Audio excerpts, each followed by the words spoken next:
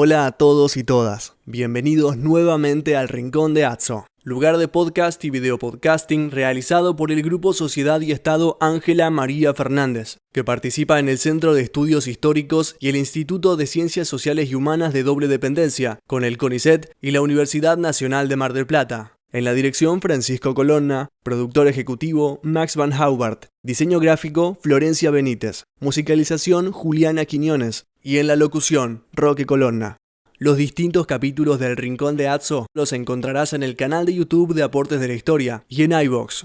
Filmamos con una cámara Sony HXR MC88, grabamos con un equipo Zoom H6 y usamos la switchera ATEM Mini de la firma Blackmagic Design. 4, 3, 2, 1.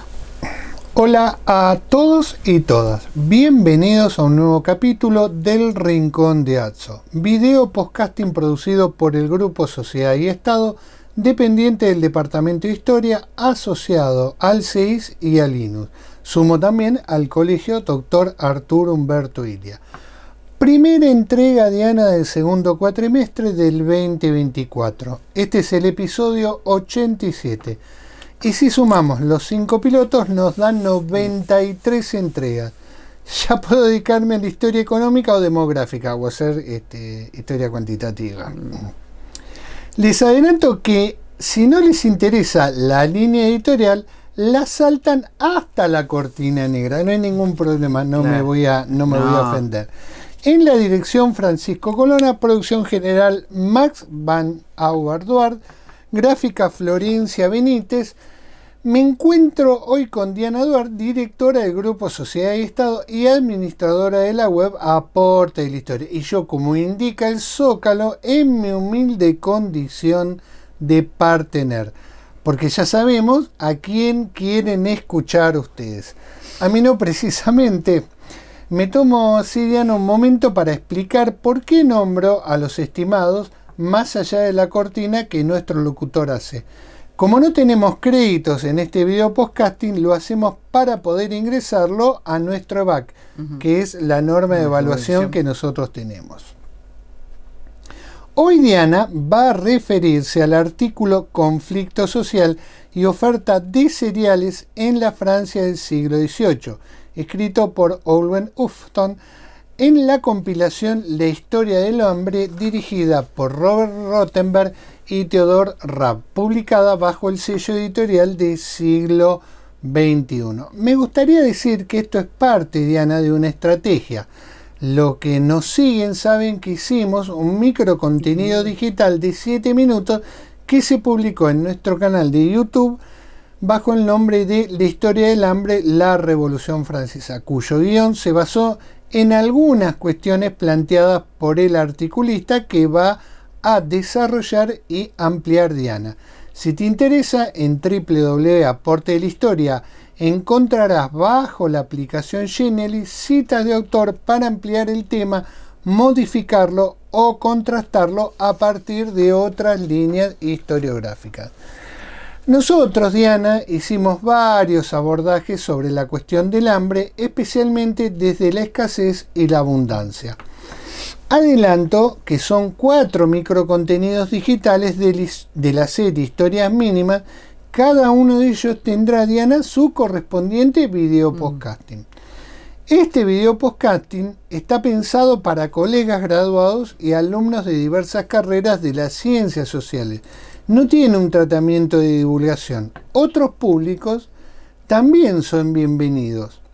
Y su objetivo es para un proceso de enseñanza-aprendizaje en el formato presencial como en la educación despresencializada a distancia o virtual, ya que nuestras carreras nos deben formar para nos forman para el presencialismo, también lo deben hacer para la educación a distancia o virtual. No es un juego de palabras, afirmamos muchas veces que con las innumerables invenciones e innovaciones tecnológicas se abre otras oportunidades en los procesos de enseñanza-aprendizaje. Bueno, nada más cortito, te dejo con tu público. Bueno, Buenas tardes, buenos días, buenas noches, como decimos siempre, porque no sabemos en qué momento de la jornada nos van a ver o nos van a escuchar. Bueno, muchas gracias por la presentación. Y sí, en realidad es un tema que por lo menos nosotros desde la otra costa atlántica, por una cuestión de formación, hemos visto esta cuestión de cómo se maneja. A medida que iba leyendo el capítulo de la autora, me resonaba un poco la voz de nuestro maestro, claro, y la de Jorge Hellman, sí, que sobre esto conocía largo y tendido. Sí, sí. Y es inevitable, a medida que uno va viendo la realidad europea, algunos mecanismos, no significa que es lo mismo, me refiero, pero principalmente cuando lleguemos hacia el final, que hay un tema que está muy relacionado con los tiempos y los calendarios. Bueno, la autora señala que el tema de el hambre, los cereales y la política gubernamental que se lleva adelante en relación al comercio de cereales, dice ella, puede ser calificado como un gran mito en la Europa del siglo XVIII en cuanto a explicaciones y mecanismos. Lo cierto es que en Francia va a cerrar hacia el 18 un ciclo que venía con anterioridad de hambrunas y de pestes. Sí, sí. ¿No? De eso hemos hablado mucho acá y hay mucho material en la página. Sí, totalmente. ¿Qué es lo que se frena? Dice la autora. La reducción constante que padecía el crecimiento demográfico. O sea, en una palabra, que esa población se estancaba. A partir del 18, esa serie se modifica, esa tendencia, y lo que nosotros vamos a estar en presencia de un crecimiento demográfico. Y ahí está el objetivo de la autora. ¿Cómo se resuelve la problemática del acceso de la alimentación cuando tenés crecimiento de población? Pero el problema es la estabilidad en la producción de alimentos. Claro. ¿A qué se debe el crecimiento? Se pregunta la autora. Bueno, punto número 1, un buen clima. Nosotros también hemos comentado en nuestro podcast que Europa vivió como un microinvierno polar que fue con consecuencias bastante negativas. Y una buena administración y distribución de los cereales. La autora señala, en base a estudios de otros especialistas que han trabajado en demografía histórica, que que a partir de 1789 hay que estimar que Francia contaba con entre 5 y 6 millones más de bocas para alimentar. Claro. Ese es el trabajo de Labrousse. Exacto. Ella está exactamente. Pero, ¿cuál es el problema? Ese aumento de bocas para alimentar se da sin un incremento de la producción de cereales. Entonces, lo que antes se producía por una baja demográfica, una mala cosecha, ahora no es que haya malas cosechas, el problema es que se cosecha lo mismo. Entonces tenemos un problema, una ecuación que no va a cerrar. Okay. ¿Qué es lo que sucede también? ¿Por qué no se da un incremento en la producción de cereal? Por una cuestión sencilla. Hay una mayor producción de vino y hay una mayor producción de textiles. ¿Por qué? Se preguntaría uno. Por una cuestión muy sencilla, porque a esas regiones hay mayor producción de vino y de textiles les convenía, por los precios ventajosos, después, por ejemplo, ir a comprar trigo al Báltico o el trigo de la zona del Levante. Sí. O sea, no producís eso, producís otra cuestión que producís otro artículo u otros artículos que te dejan ganancia, y esa ganancia es tal que directamente te permite importar el trigo de otra zona. Ahora bien, obviamente el problema va a ser después vamos a ver aquellas regiones que no tienen este sostén, esta posibilidad. La población, nos dice la autora, comía lo que se denominaba gallettes, galletes, que es una torta de cereal rústico de centeno. Sí. Otra ingesta era el porridge de avena, más comúnmente conocido los que tenemos determinada edad como la preparación de Quaker con leche, ¿no? Que es avena hervida en leche, y eso se sigue consumiendo en Europa. Sí. Vos tenés un trauma con eso, ¿no? Un trauma con el porridge de avena. También dentro de la dieta se pueden contar las gachas de cebada, castañas, trigo sarraceno. La ventaja era que cuando llegaba el verano, o el complemento, se daba con, por ejemplo, la incorporación de repollo, de judías y de cebollas. Ahora el problema es que si no se consumía pan, ¿no?, la dieta era insuficiente. O sea, ese era el concepto. Ese era el concepto que tenía la propia población. La propia población. O sea, si no había pan, estábamos mal alimentados. En la actualidad, ¿qué nos dicen en la actualidad? No, hay que comer poco pan, o en lo posible elimínenlo porque los triglicéridos, etc. No. Pero esa parte está muy buena, Diana, cuando nos dicen qué comían, en qué regiones en particular también. Claro. Porque no en todas las regiones se consumía lo mismo. O sea que tenemos una mayor cantidad de población, una igual cantidad de producción de cereal. Bien. Se estima que el aumento de los precios entre 1769 y 1789 fue del 65%, pero los salarios aumentaron el 22%. Claro. Entonces reiteramos, en 2 décadas el aumento de los alimentos, de los precios generales, subía el 65% y el salario un 22%. Bien. Suena, es como... No, la tesis de la Bruce. Sí, no, el pero aparte ciclo, es un... el interciclo, sí. Exacto. Un cálculo modesto y muy sencillo, a trazo grueso, dice la autora, es que una familia de 5 miembros necesitaba aproximadamente 3 kilos de pan por día.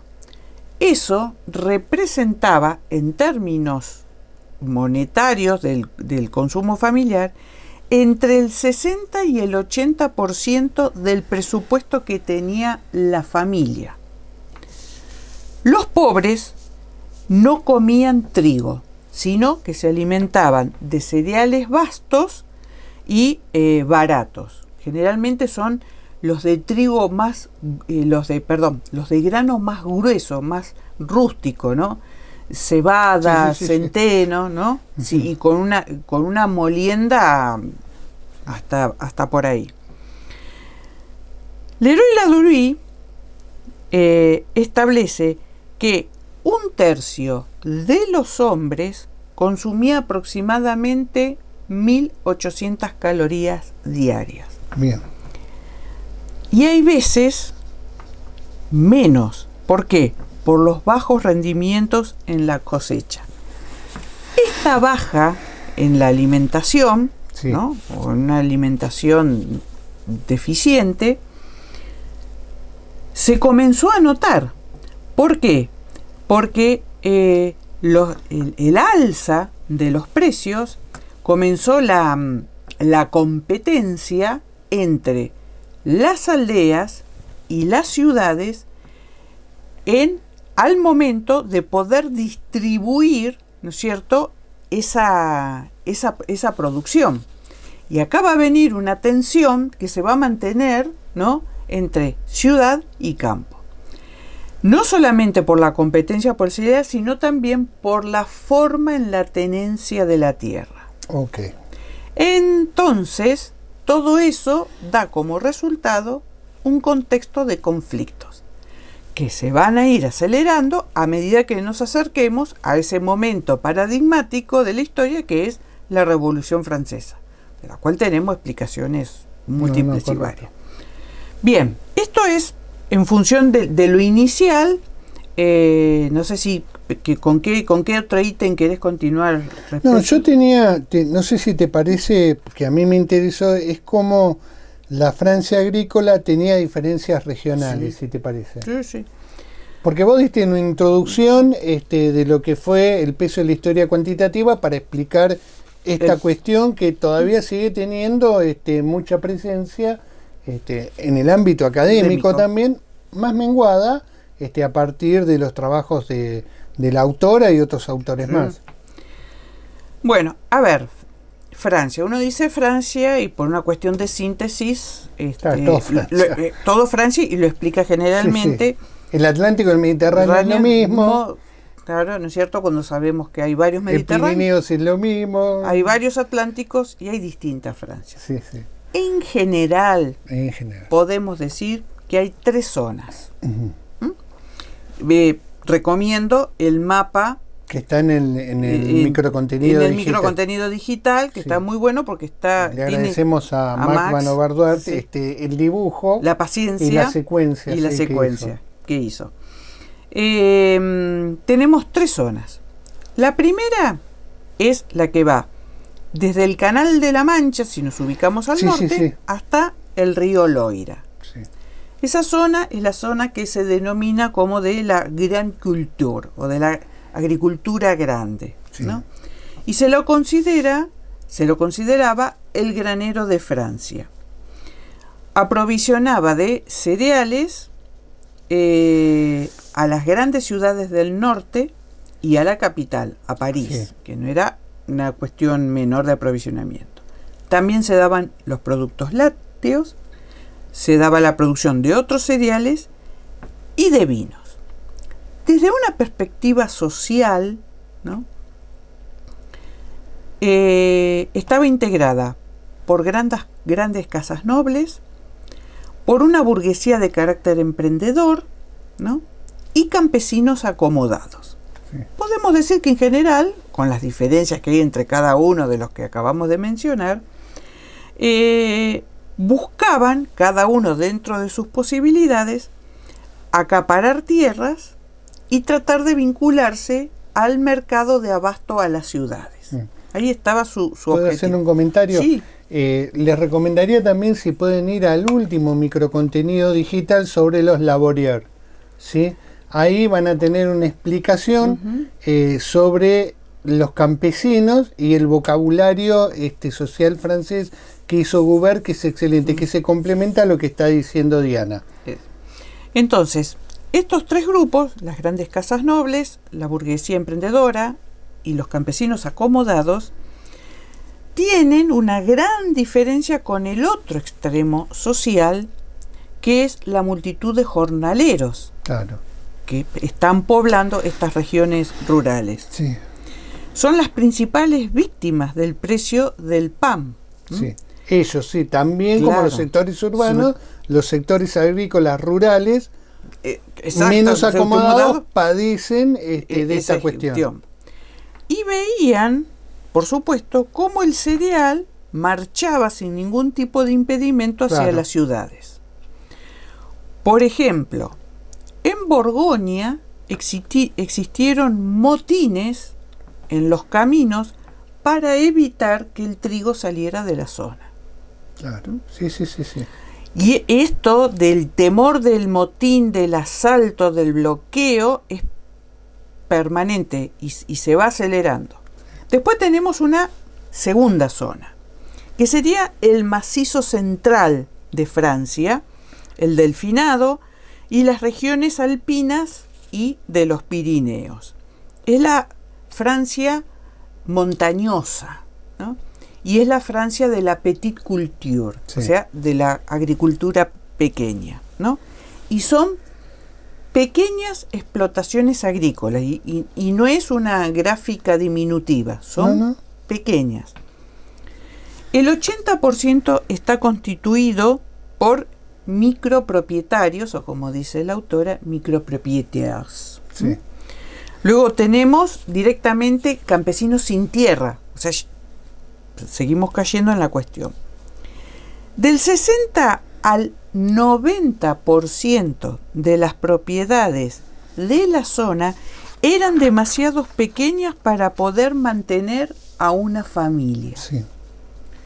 La dieta tenía un nivel muy y prácticamente durante 2 o 3 meses dentro del calendario agrícola, después vamos a hablar de eso, los últimos 3 meses hasta llegar de nuevo a la cosecha, estas poblaciones solamente se alimentaban de castañas. Sí.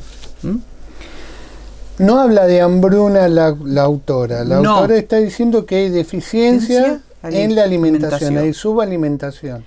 De hecho, la autora señala, y nosotros sabemos muy bien que los registros de las levas militares siempre han sido una fuente de información, no para saber cómo está integrado un ejército, sino la condición de quienes llegan. Sí. Entonces dice que a principios del siglo XIX, los reclutas que entraban, los que eran reclutados para el ejército, demostraban fuertes signos de raquitismo o deformaciones. Sí, sí, sí. En ese sentido, siempre las levas militares, las más viejas como hasta las contemporáneas, siempre es una radiografía por lo menos de la salud de la población masculina en ese momento. Fue una zona, esta zona de la que estamos hablando, fue una zona de minifundios. Sí. Para que tengamos una idea, en 1700 había 490 explotaciones. Sí.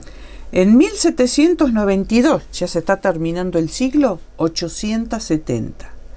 Todas estas explotaciones tenían menos de 1 hectárea. No es ni siquiera, hoy en día diríamos, ni una quinta. Sí, sí. Por lo tanto, los estallidos de violencia se empezaron a hacer cada vez más extendidos y más violentos. En un área rural de la pequeña cultura. De la pequeña cultura. Principalmente contra quienes, contra los cobradores de impuestos y los señores. Claro. Porque el caldo no se está haciendo en las ciudades, en las grandes ciudades, sino en las regiones productoras más pobres. Más pobres. Y luego tenemos una tercera zona, ¿no? La región, lo que se conoce como la región vitivinícola de Francia, que es la Gascoña, el Languedoc y la Provence, o Provenza, pero vamos a ponerle... Vamos a ponerle ganas. Vamos a ponerle glamour a la pronunciación. En el caso de la Gascoña, se producían vinos de alta graduación y coñac. En la Provence y en el Languedoc, vinos de baja graduación alcohólica, que en realidad estos vinos estaban destinados al consumo interno, pero además se exportaban a Ámsterdam, al Báltico y al Levante. O sea que es una región. ¿Cómo estaba integrado? Estaba integrado por jornaleros asalariados, pequeños o medianos campesinos. En el siglo XVII, el vino creció a expensa del trigo. Hay un motivo. Los cereales en el Bajo Languedoc eran de muy buena calidad y por lo tanto tendían a venderse hacia el norte de Francia, donde había un mejor poder adquisitivo. ¿En dónde estaban afincados estos jornaleros asalariados o estos pequeños o medianos campesinos? En tierras de la nobleza terrateniente. La ventaja, en el caso de la Francia mediterránea, era que gozaba de una dieta mucho más variada que la del macizo central o la del norte. Primero y principal porque se está acercando a un clima un poquito más benévolo respecto de la zona central y norte. La dieta estaba integrada por cereales, vino, pescado, aceite de oliva. En las zonas piemontañosas había importantes cultivos de olivo, o sea que no era solamente que se tomaba el aceite de oliva, sino que se consumían olivas. Mientras que el precio del vino era alto, ¿cuál era la ventaja? Se podían dar el lujo de comprar cereales en otros lugares, por esa diferencia. Ahora, ¿cuál era el problema si bajaba el precio del vino? Ya no teníamos la diferencia para seguir comprando alegremente a precios de mercado, vamos a decirle, el cereal proveniente de otras regiones. Y ahí es donde se producía el conflicto. El aumento de los precios, por supuesto, finalmente va a favorecer a aquellos productores más grandes que van a poder sostener el ingreso y pueden sostener la cosecha en el tiempo. Por eso es algo que está dando vuelta y sabes hacia dónde más o menos vamos. Bueno, esa es la característica de las tres zonas. El Muy norte, bien. el macizo central y el área mediterránea. Yo me gustaría, si vos podés ampliar un poquito, porque nosotros en el microcontenido digital no lo tratamos, es el rol del paternalismo, o el paternalismo que habla la autora. Ahora vamos a ir, pero cómo funciona el modelo, ¿no? Respecto de esto del precio, porque quería agregar otra cuestión. Dale. ¿Qué es lo siguiente? ¿Quién se favorece acá con esta cuestión de que el que puede sostener, el que tiene espalda para sostener en el tiempo, es el que produce excedente, no el que produce para la subsistencia? No, claro, obviamente. Ahí va a estar el problema. Y es ese el que va a manejar el comercio de los cereales. No solamente internamente, sino que también va a tratar de ir por afuera. En el caso de la primer zona, va a haber grandes agricultores que van a ser o propietarios o grandes arrendatarios. Esos individuos que producen excedentes son los que se van a conocer como laboriers, que están en palma, o sea que son los que están en el microcontenido preparado. Claro, por eso es tan importante. Hay tres cuestiones, Diana. Primero, nosotros hablamos de los campesinos como unidad de producción, unidad de consumo, a partir del texto de Crete, que también hay un microcontenido digital. Se van uniendo en una larga serie de explicaciones de cómo se abordan estas cuestiones. Lo anterior, y por eso lo remarcaba, disculpadme que te siga interrumpiendo, es que por favor vean el capítulo sobre los laboriers, especialmente si pueden ir a la publicación que tiene la aplicación de Genially, porque lo que hicimos fue agregar un texto de Goubert más amplio para entender otros, si vos querés, conceptos que hay con respecto a cómo se denominaba a los campesinos. Sí. Exacto. ¿A quiénes les arrendaban estos individuos? Bueno, punto número 1, a grandes casas nobles, al clero. ¿Verdad? Porque acá el clero pasa a tener una cuestión que no era menor.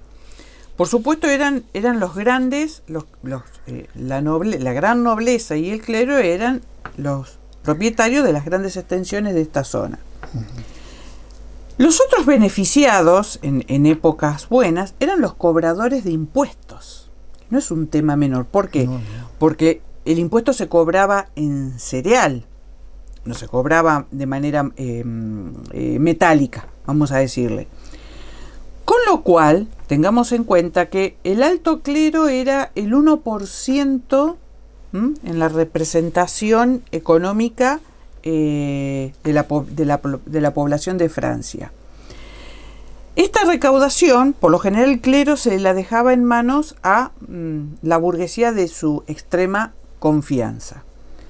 Lo importante es tener en cuenta lo siguiente: la iglesia francesa o el alto clero llegó a acumular, por conceptos de impuestos, el 8% de la producción de cereales anual de Francia.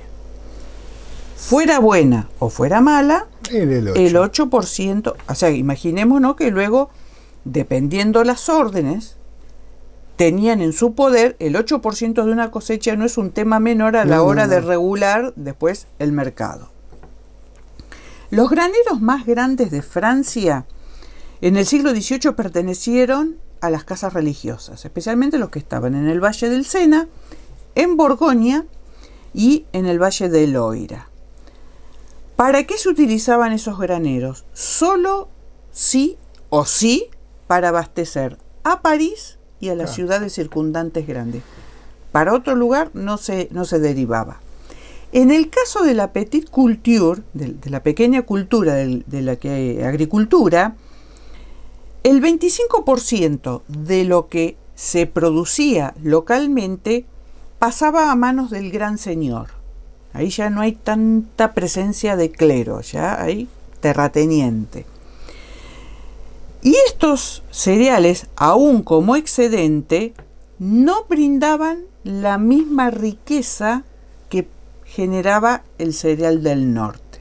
O sea, perteneciendo más o menos a una clase homogénea, a pesar de matizada, no es el mismo el rinde o los beneficios para los que vienen al norte que para los que están en el centro.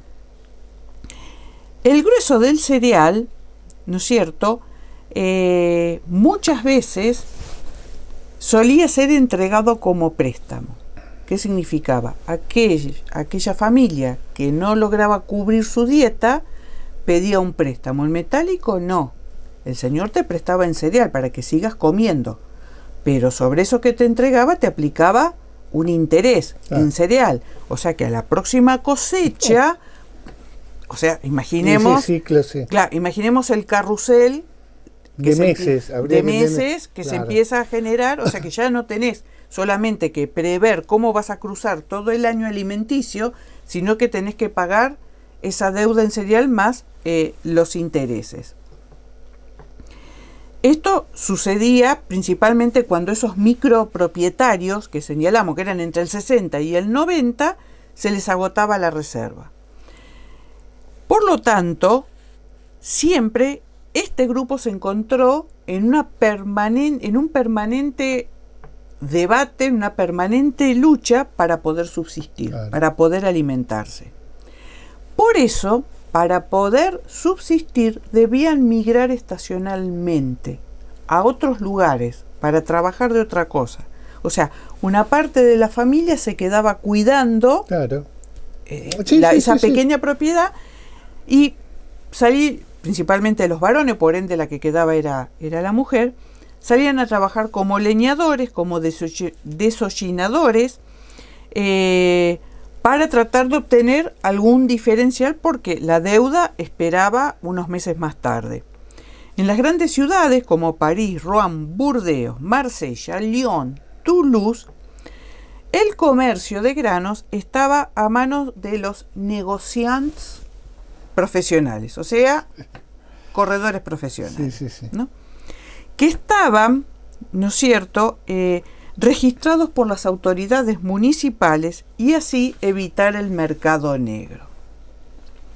Respecto del mercado negro, tenemos, y respecto del manejo de los depósitos de granos, podemos ir en un ejemplo muy grande, desde la economía moral de Thompson hasta las explicaciones que don Jorge Hellman nos hizo de cómo se manejaban esos tiempos y esos y recursos. En el Río de la Plata aplicó esta lógica. Qué seminario fantástico, 30 años, Ariana, 30 años de ese seminario magnífico. De cómo nos arreglamos hasta que llegamos a la cosecha. Exactamente.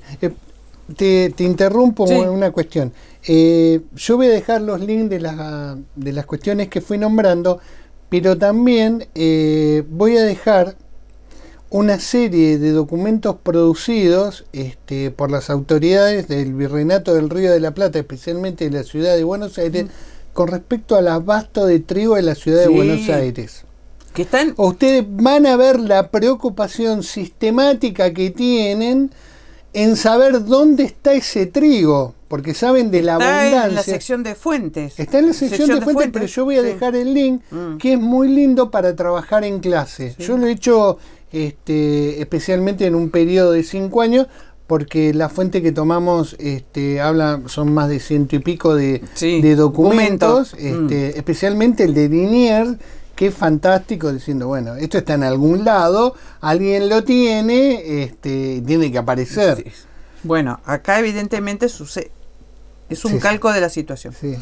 En el macizo central, o sea, ya la región más empobrecida, había una infraestructura informal de distribuidores y mercaderes ocasionales. Sí.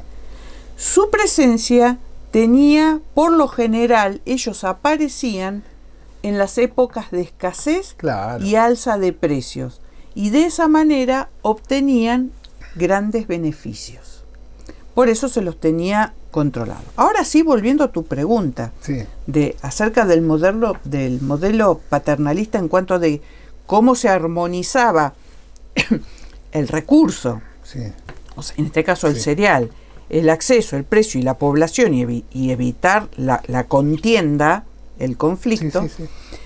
Dice, los cereales en este modelo se explicaba de la siguiente manera: era una mercadería relacionada con el bienestar de la comunidad y el orden público. Algo de esto, el bienestar de la comunidad, está si uno lee el artículo de la economía moral de Thompson, y el orden público. Es más, él apela hasta, en un punto dice hasta, el pan es un alimento bíblico. O sea, con lo cual tiene una carga moral, por eso la referencia. Muchos de algunos economistas ortodoxos no les gustó ese arte, está bien que es marxista Thompson, pero digamos, desde la historia de la cultura los describió muy bien las situaciones que padecían los campesinos y los obreros en el momento de la revolución industrial. Bueno, por eso cómo recupera todos esos escritos que hay, especialmente las amenazas, el famoso trabajo de él del delito de amenaza. Por eso después nosotros, en nuestra experiencia colonial, me refiero al Río de la Plata, el tema de que los años de escasez, las cosechas se tenían que depositar en los islos que controlaba cada cabildo, por las dudas, ¿no? Entonces, el cereal, como decíamos, está en directa relación con el bienestar de la comunidad y el orden público. De ahí la necesidad de un mercado oficial controlado y no dejar el producto al arbitrio de la oferta y la demanda, o, dice la autora, de la escasez artificial. O sea, la hacemos pasar. Me parece el presente muy la hacemos pasar por escasez y no hay escasez. Hay alguien que lo está haciendo, o algunos lo estaban haciendo escasear. Además de las prácticas, a eso hay que sumarle las prácticas desleales, que era introducir cereal sucio o enfermo, el cereal que estaba apestado, que eso era podía suceder normalmente. Después era un mercado regulado. ¿Por qué? Porque lo que se buscaba era establecer un precio justo entre el producto y el consumidor. Entonces, ese precio justo, ¿cómo se establecía? Tenía que ser constante y en relación al salario. ¿Qué pasa? Si nosotros vemos el primer ítem que dijimos, que el cereal es algo relacionado con el bienestar de la comunidad, y segundo, que es un artículo que está dentro de un mercado regulado, en la capital, París, y en las grandes ciudades, esta armonía no se lograba. Para la primera mitad del siglo XVIII se introdujo una figura dentro de la administración que era la policía de granos. ¿No? Especialmente esta policía de granos tenía mayor presencia y actuaba con mayor ahínco o intensidad en las épocas de carestía. O sea, que lo que estaba buscando sería el escondido. Claro. Obvio. En 1770, los campesinos comenzaron a atacar los convoyes con granos y generaban nerviosismo en las autoridades urbanas, amén del pánico en las ciudades, porque lo que temían eran quedar aislados sin alimentos, ¿no? Sí. Y por lo tanto, lo que hizo fue aumentar esa intensa y conflictiva relación entre la ciudad y el campo. Sí. El modelo paternalista, más que mantener el orden, dice la autora, terminó siendo respaldo de las prácticas especulativas. Claro. Porque nosotros sabemos Sí. que los controles Claro. Se escapan. Los que deciden saben cómo hasta evadirlo. ¿Cómo evadirlo? Y también la policía sabían cómo se evadía. Obvio, totalmente.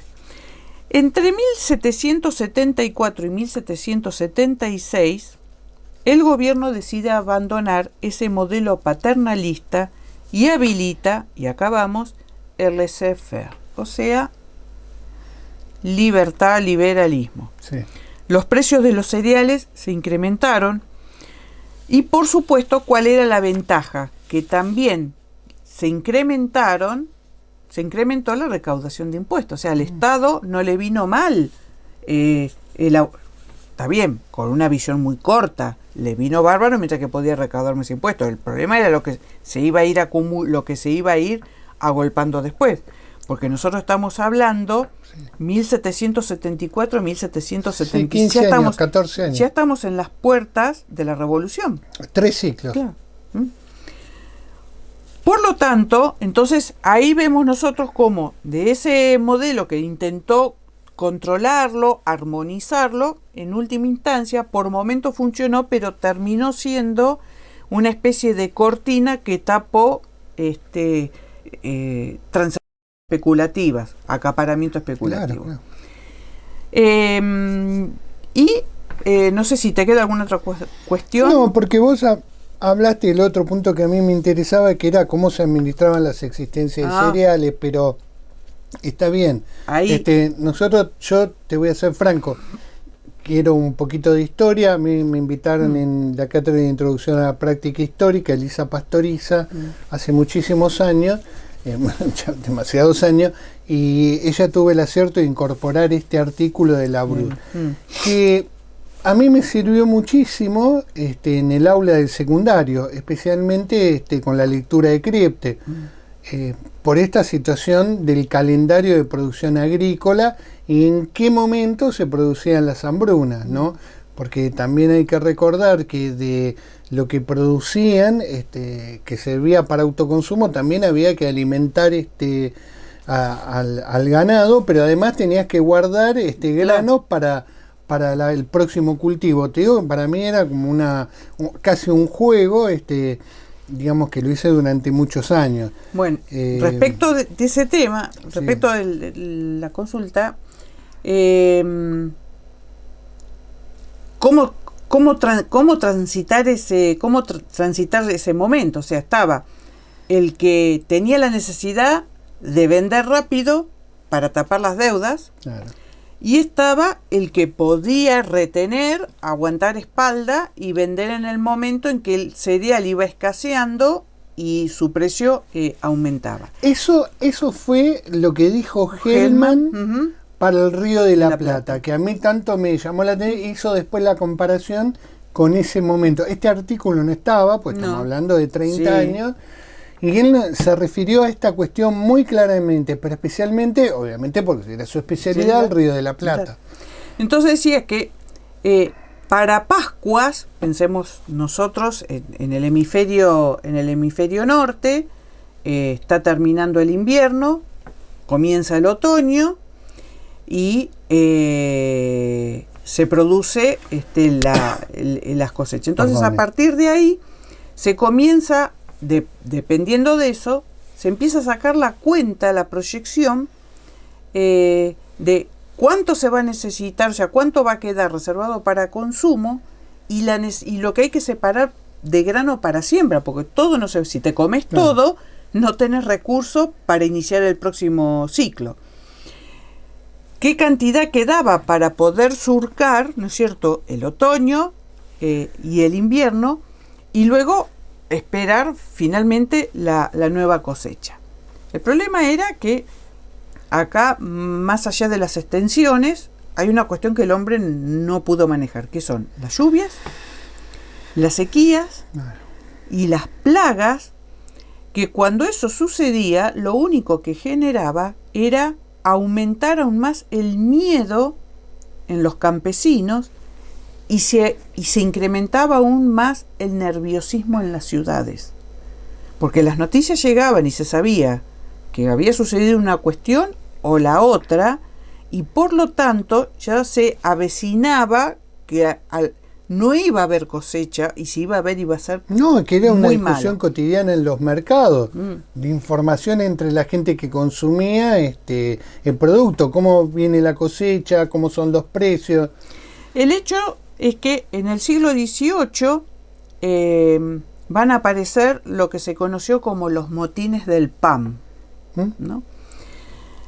Por supuesto, en torno a estos motines, dice el autor, hay conspiraciones, dudas, deudas, hipotecas de tierra, especialmente estas malas cosechas al momento de ejecutar tierra funciona de distinta manera. Mientras que en el área norte lo que permitía era una mayor concentración de tierras, porque quien no podía responder, bueno, se incorporaba, mientras que en el macizo central lo que se hacía era agudizar la situación, porque si nosotros dijimos que había propiedades que tenían 1 hectárea o menos, imagínate fraccionar esa hectárea por una deuda. O sea, directamente quedaban bajo la línea de subsistencia. Y finalmente, la autora lo que señala como conclusión, dice, más allá del comercio, los impuestos, las prácticas regionales, los privilegios, las políticas gubernamentales, el problema sin resolver en este siglo por el XVIII fue nada más ni nada menos cómo se hacía para alimentar a 28 millones de franceses. Esa es la conclusión, porque hemos hecho un paneo de lo social, lo económico, la forma de producción, lo que se consumía, la acción de las políticas públicas o no, el comercio lícito, y dice, bueno, están todas esas motivaciones, pero lo que no se termina, la ecuación que no se pudo cerrar, fue alimentar esos 28 millones de franceses. Así que es por eso te decía hoy, y lo hemos reafirmado, que yo lo leía y permanentemente volvía para el Río de la Plata. Río de la Plata. Yo, sin embargo, siempre le decía a los chicos que cuando se produce la Revolución Francesa, digamos, tanto los sectores urbanos asalariados como los campesinos pensaron que la revolución resolvía este problema de la alimentación. Y lo cierto es que no, que la crisis se siguió agudizando, que hubo muchísimos más motines también a partir del 89, porque obviamente fue todo un caos, pero esto tiene una larga continuidad, no es que con la revolución esta cuestión se soluciona. No, porque sabemos que... Y creo que va a ser uno de los problemas también muy importantes para la primera etapa de la revolución francesa y para el gobierno de Robespierre. Pero bueno, no es que hay un corte definitivo, este tema desaparece, no, este tema continúa y fue un gran dolor de cabeza para el proceso revolucionario. Bueno, hemos concluido un nuevo... una cuestión, perdón, ahora me doy cuenta. Es un episodio vintage del Rincón de Atso, ¿no? Bueno, vos sabés que los productores decidieron tomar dos máquinas de escribir, la tuya portátil y esta que papá me regaló en el año 71. Una Erika de 140 caracteres que era, en ese momento, la innovación tecnológica, decían que era la máquina portátil con más líneas, 140. A mi padre se le ocurrió regalarme esto, siempre fue un adelantado, y bueno, lo acompañó después en muchos momentos a él. Nosotros obviamente pasamos al procesador de texto, que papá también estaba fascinado. Y bueno, la producción la recuperó y se va a usar en la mesa. Tanto nos va a acompañar. Sí, tanto y acá hay algo sí. Que la producción eligió a propósito, que es un texto que se llama La mujer robada, plebe rural y relaciones extramatrimoniales en el Río de la Plata, de Carlos Mayo, Ángela Fernández y Amalia Latruese, que es un texto que Carlos no incorporó en su último libro, ¿Por qué la quiero tanto? No podemos llegar a preguntarle qué pasó con ese texto, porque estaba ausente, porque ella estaba muy mal para comunicarse, y que la producción la otra vez, no sé cómo hacen, revuelven todos los papeles nuestros que tenemos, y aparece. Y apareció. Este texto también está en Aporte de la Historia.